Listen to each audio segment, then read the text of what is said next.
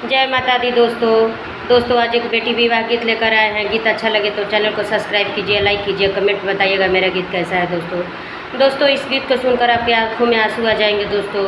दोस्तों आइए सुनते हैं। अरे सीख